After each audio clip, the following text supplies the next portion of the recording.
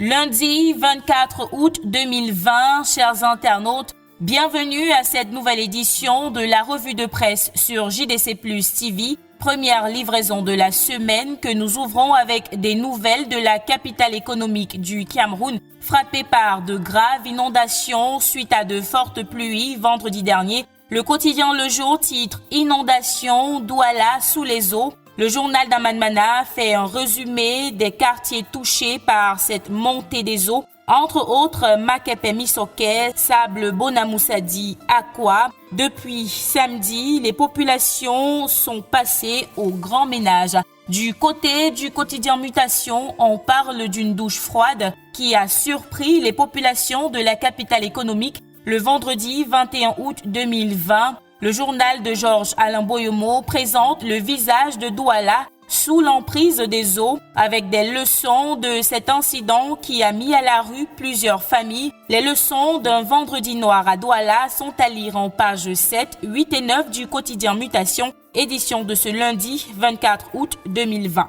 Et si les populations de Douala touchées par les inondations de vendredi dernier croient avoir vécu le pire, Maud Binama Presse, dans son édition de ce lundi, nous fait savoir qu'il reste à venir avec des prévisions de l'Observatoire national sur les changements climatiques annonçant des précipitations abondantes et dévastatrices sur toute l'étendue du territoire national. Tout au long de la fin de ce mois d'août, le journal évoque l'appel des autorités administratives aux maires des communes et communautés urbaines à prendre des mesures urgentes afin d'éviter le pire. Et pendant ce temps, Cameroun Tribune nous fait savoir que la mobilisation pour sortir Douala des eaux et prendre des dispositions pour qu'une telle situation ne se produise à l'avenir est générale, du gouverneur au riverain, en passant par le maire de la ville et d'autres acteurs institutionnels ou politiques. Tous se sont mis en chaîne de solidarité pour trouver des solutions.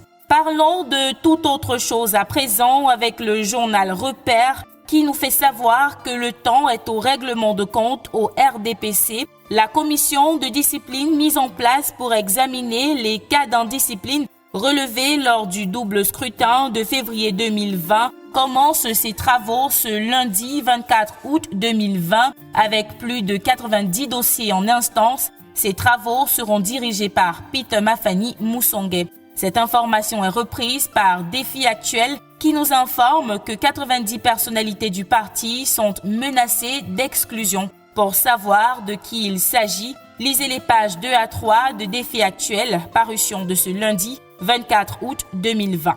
Et voilà qui vient mettre un terme à cette édition de la revue de presse sur JDC Plus TV. Merci d'avoir regardé, prenez soin de vous et à demain.